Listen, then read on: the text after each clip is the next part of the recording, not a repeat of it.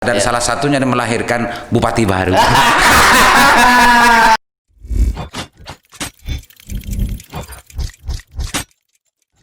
Assalamualaikum Pak Dasuki. Waalaikumsalam Bro Aliman. Sekarang ini akan bincang dan sandasan tentang masalah kilas balik keaktivisan di Bangkalan, karena beliau ini adalah teman saya dulu. Setelah saya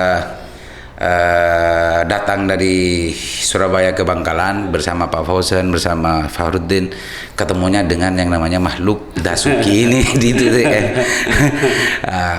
Lama nggak kejumpa ya Pak Dasuki? Sangat lama.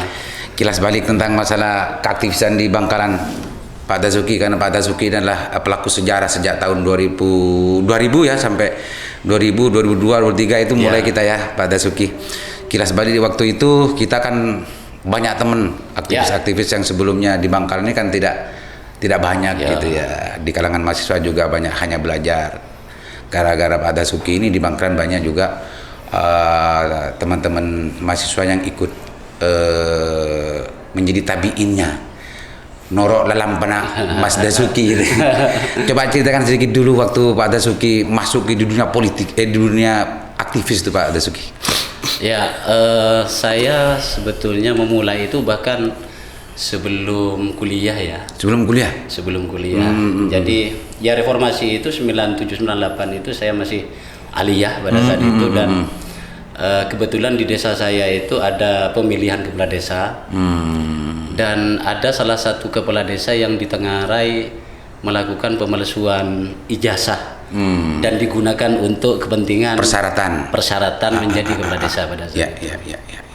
Ya karena euforia reformasi, hukum begitu terbukanya, saya pikir saat itu seperti itu, dan sehingga pada saat itu saya melakukan proses identifikasi, walaupun mungkin data yang kita miliki tidak benar-benar qualified dalam artian A1 sesuai dengan bukti hukum ya. Saya melaporkan itu ke polisi. Oh, di kasus desa itu? Ya, kasus desa itu. Itu waktu aliyah ya? Waktu aliyah. Siswa ya, belum mahasiswa? Belum. Waktu itu kelas 3 sudah. Kelas 3. Dan saya setelah itu ada gugatan balik. Laporan balik lah, pencemaran nama baik 311 pada saat itu. Selesai saya aliyah, saya kuliah. Ya karena digugat, langsung ya saya menyampaikan itu kepada Biro Bantuan Hukum Unibang pada saat itu ya, 98. Dan dapat bantuan pendampingan lah, advokasi gitu ya. Advokasi dari Biro Bantuan Hukum itu. Mulainya dari situ. Cikal bakalnya itu. Jadi artinya sebelum mahasiswa sudah ada jiwa aktivis sejak mulai di desanya gitu ya Pak Dasuki. Saya mencoba peka pada saat itu, belajar peka lah. berarti ini sejak dari tapi bukan dari bayi, sejak dari desa sudah mempunyai jiwa aktivis sampai ke mahasiswa, apalagi ketika masuk Unibang langsung mendapatkan advokasi dari Biro Hukum di Unibang. Jadi semakin mantap pilihan untuk jadi aktivis kan begitu. Oke Pak Dasuki. Pak Dasuki saya ketemu dulu tahun 2000-an itu memang yang saya bisa temui itu hanya Pak Dasuki dulu.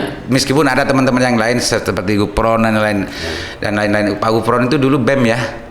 Bukan. Yang BEM itu waktu itu? Saya. Oh yang BEM Dasuki. Ketua BEM. Ya. Gupron itu ketua GMNI. Ya, cabang pertama GMNI. GMNI memang perintis semua berarti.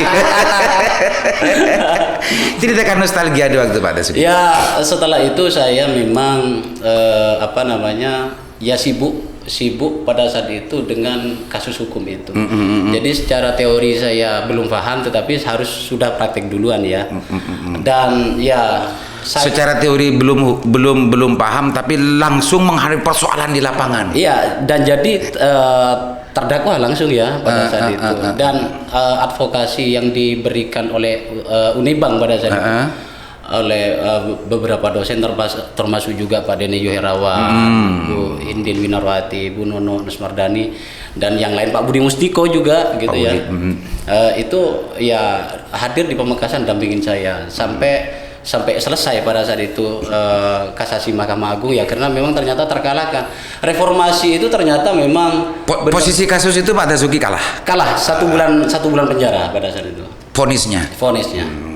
Itu. Tapi itu kan hikmahnya luar biasa, menancapkan jiwa aktivisnya Pak Dasuki kan. Titik baliknya kan di situ. Dan kemudian di tahun 2003 lah, pada saat panas-panasnya saya juga bergerak di Bangkalan, itu justru akan dijadikan senjata oleh salah satu pejabat untuk mencari kelemahan-kelemahan saya yang di Pamekasan. Oh begitu.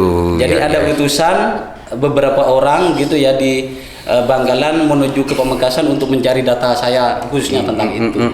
Tetapi mereka tidak menemukan yang benar-benar ya bisa menukik lah pada saat itu. Gitu. Tapi itu gerakan untuk bagaimana membungkam Pak Dasuki waktu itu jelas ada gitu ya. Jelas ada dan ada kepentingan dari Mekasan gitu ya. Kepentingan dari sini untuk membungkam saya pada saat itu. Begitu. Oh dari sini. 2003. Iya. 2003 sudah ke Fuad? Belum. Pak Fatah? Pak Fatah masih Pak Fatah menjelang akhir. Ya. Di waktu itu ya. Waktu itu kita berkonfrontasi dengan kepala dinas pendidikan lah. Oh, Diknas. Waktu itu kalau nggak salah Pak Hasan Bukhari. 2003 itu. Oh iya itu tuh salah satu sekilas cerita sebelum sebelum menguasai Bangkalan waktu itu di dunia keaktivisan Pak Dasuki ya. Sampai 23 orang Bangkalan sudah mencari bagaimana kelemahannya Pak Dasuki gitu. Oke. Waktu itu kalau nggak salah pada saat-saat itulah kita ketemu ya. Bro Aliman ini dengan Ika Mabanya pada saat itu. Ikatan Masa Bangkalan. Mengumpulkan teman-teman mahasiswa Surabaya yang ada Bangkalan yang ada di Surabaya, kuliah di Surabaya, terus ketemu dengan kita, BEM gitu kan, Ormek dan segala macam. Kita nyatu diskusi banyak hal, bergerak bersama-sama pada saat itu. Luar biasa pada saat itu karena ada dua semangat Surabaya dan Bangkalan ya. Sehingga menumbuhkan sebuah orkestrasi gerakan. Itu saya kira masa di mana sebetulnya gerakan itu masih sangat luar biasa. Saya katakan sangat luar biasa. Kontaminasi itu tidak seperti sekarang yang lebih ke levelnya itu partisan gitu kan, dan tidak menguasai data gitu. Ini menarik ini. Waktu itu di samping memang kita semua adalah masih ada sisa-sisa dari semangat gerakan 98 gitu kan. Pak Dasuki masuk ke sini, kita ketemu di sini, memang benar apa yang dikatakan Pak Dasuki, kita memang tidak partisan waktu itu, sehingga orkestrasi gerakan antara aktivis Surabaya dan Bangkalan waktu itu luar biasa, dan salah satunya melahirkan Bupati baru. Iya Pak Dasuki. Pak Dasuki salah satu bagian elemen yang mendukung itu kan dulu. Secara tidak langsung ternyata ada yang menggiring. Ini berkah ya kalau tidak dikatakan malapetaka dari teman-teman Surabaya. Itu salah satu produk besarnya melahirkan seorang bupati fenomenal di Bangkalan, Kiai Fuad Amin. Karena kita ketemu dengan Pak Dasuki ini waktu itu sama Fauzan, sama Pak Bahurudin, saya, ada Pak Safiuddin Asmoro gitu ya. Ada Mukhlis Asyuriani dan hal macamnya, tokoh-tokoh aktivis ini bergabung, lahirlah salah satunya adalah Kiai Fuad Amin. Itu salah satu karena kita menganggap waktu itu adalah Fuad Amin adalah bentuk perwujudan dari sebuah kesadaran publik, perwujudan dari sebuah harapan masyarakat Bangkalan, kan gitu. Enggak, justru ini pinternya teman-teman Surabaya ya. Gitu ya. Karena tidak ada komitmen, tidak ada pembicaraan apapun bahwa yang kita pahami pada saat itu adalah penyikapan terkait pemerintahan sebelumnya. Pak Fatah waktu itu. Dan kita lurus saja, idealisme yang kita miliki adalah bagaimana membuka semuanya itu dan mengadvokasi masyarakat, terutama pengungsi lah pada saat itu. Tapi makanya saya katakan desain teman-teman Surabaya luar biasa. Seorang aktivis itu kan tidak gampang untuk digituin Pak Dasuki, karena memang sudah mempunyai pisau analis yang tajam, apalagi teman-teman GMNI dalam konteks masalah pengkaderan masalah ini kan jelas kan, lebih fokus kan, sehingga saya kalau dianggap begitu itu kurang nyaman kayaknya.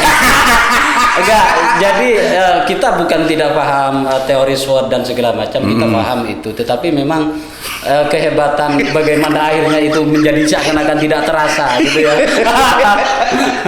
Ya kenapa? Kita mencoba on the track dalam artian bahwa ini persoalan gitu. Saya juga tidak terlalu ingin tahu mau dibawa kemana. Yang terpenting bagaimana gerakan ini bisa menguntungkan terhadap masyarakat pada saat itu. Ya, gitu ya. itu sebetulnya menjadi Kalimatun Sawak kita. Betul. Itu. Dan yang di sini yang ingin saya sampaikan begini, bahwa ya goblok-gobloknya politisi saja kalau umpamanya ternyata tidak bisa memanfaatkan gerakan yang ada di ya. itu kan. Makanya karena pinternya politisi. Lahirnya yang namanya bupati fenomenal. Emang luar biasa ya kalau kita ingat waktu itu. Pak Dazuki, di waktu itu kita kan sudah sama-sama merasakan dan sama-sama mengalami dan sama-sama sudah kita jalani itu, kita lewati. Memang situasi dan kejiwaan kita waktu itu adalah bagaimana keadaan ini berubah gitu ya. Keadaan ini berubah dan negara ini harus betul-betul peduli terhadap kehidupan masyarakat kan gitu Pak. Disitulah kita ketemu. Kalimatun Sawaknya di situ yang kita ketemu, sehingga kita tidak ada antara teman-teman aktivis di Surabaya dan Bangkalan khususnya yang sentralnya di UTM, tidak ada friksi sedikit pun gitu ya Pak Dazuki waktu itu. Nggak ada sama sekali. Kita kemana-mana kita diskusi, kadang diskusi di UTM, kadang di Bangkalan, di mana-mana. Tidak ada friksi sedikit pun dari semua elemen, ada DMI, ada GMNI, ada HMI gitu ya, semuanya satu. Di Bangkalan waktu itu ada satu faksi, itu faksi Bangkalan. Gitu ya, kita setuju kan? Waktu itu faksinya satu faksi Bangkalan. Jadi GMNI, HMI, GMNI yang ada di UTM dan juga ada di Surabaya juga dari HMI. Semuanya menyatu. Pak Dazuki melihat sekarang gimana tentang masalah aktivis? Kalau secara lokalistik ya, saya bicara lokalistik karena kalau nasional kayaknya kejauhan. Saya melihat ada persoalan setelah saya dan teman-teman. Setelah generasi kita. Setelah generasi kita itu kan di masa-masa itu kita sampai ada TAP Kongres nomor 5 di UTM itu yang menyebutkan bahwa mahasiswa tidak mengakui Profesor Iksan Samaun sebagai rektor pada saat itu, dan upaya-upaya aksi demonstrasi yang kita lakukan untuk menurunkan beliau waktu itu dengan berbagai alasan, arogansi dan kebijakan-kebijakan yang kita anggap memang tidak pas pada saat itu gitu ya. Setelah itu di dalam terjadi pembungkaman gitu ya. Dari situlah titik baliknya tentang Kalimatun Sawak yang lain yang sebelumnya kita jaga bersama itu justru momentum itu yang justru karena penugasan dosen-dosen terus juga pengawasan terhadap para aktivis itu luar biasa, termasuk juga tentang aturan masa studi. Masa studi maksimal itu pemberlakuan pertama itu diberlakukan ke saya. Bahkan Pak Rektor pada saat itu Pak Profesor Iksan itu minta Dazuki itu bukan hanya diperingatin DO tetapi harus langsung di DO gitu. Di DO. Diusir ceritanya. Pada dasarnya. Tetapi kan ada beberapa dosen dan pejabat ya di dekanat itu yang paham undang-undang. Artinya ketika belum sampai batas maksimal masa studi itu tidak bisa di DO, karena kalau di PTN kan pasti rektor kalah seperti itu. Kalau memakai perspektif aktivis, maka langkah dan kebijakan rektor itu memang ada kecenderungannya 60 ke atas salah memang. Tapi kalau dalam perspektif orang rektorat dan orang di situ mungkin memang sudah salahnya Pak Dazuki diusir. Karena terlalu nakal kan gitu. Aktivis kan nakal sebetulnya. Karena rangkaiannya seperti ini, Bung Aliman ya. Tidak cukup dengan itu, tetapi pada akhirnya juga Pak Rektor itu ya biasalah Pak Rektor and the gang itu dengan jaringan tokoh-tokoh Madura yang ada di Surabaya dan Jakarta. Pada saat itu saya dipanggil khusus ke Surabaya, dipertemukan dengan orang-orang itu dan dimarahi saya bisa-bisa. pada Oh saat itu ya, artinya itu bukan hanya sekedar anggapan dari Pak Dasuki, terbukti dipanggil gitu ya, Dipanggil, dan ketemu gitu. iya ketemu, Dimarahin lagi. dimarahin lagi. Ya saya dengarkan. Gitu ya. Pada akhirnya ketika fakta-fakta kita sodorkan, karena itu momentumnya juga berhubungan dengan gerakan anti nuklir juga pada saat itu. Ya. Kita sodorkan pada saat itu fakta-faktanya dan beliau-beliau Pak Haji Rawi, Pak Haji Zaini dan beberapa tokoh yang lain itu menyatakan Mbok yo anu mas sampeyan yang agak lebih sopan. Seperti itu aja. Gitu. Orang tua kan harus begitu. Ya. Beliau-beliau kan sesepuh kita kan gitu kan. Ya. Jadi justru kalau beliau-beliau nggak bilang begitu justru salah kan begitu Pak Dasuki. Salah. Sekarang kan sudah bukan aktivis lagi. Sudah umur kita sudah 40 ke atas Pak Dasuki. Meskipun di waktu itu kita marah, kenapa ini orang ini kok masih ikut-ikutan gitu Pak Dasuki.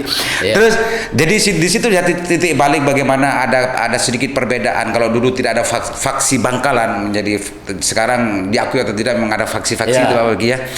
Titik berangkatnya dari situ Pak Dasuki ya.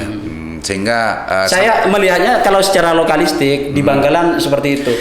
Artinya pergulatan masalah aktivis dengan pihak rektorat di UTM itu karena memang di Bangkalan ini kalau bicara tentang masalah lumbung aktivis memang di UTM karena UTM adalah perguruan tinggi satu-satunya di Bangkalan itu yang merembes terhadap aktivis-aktivis di luar gitu ya Pak Dasuki ya. Benar.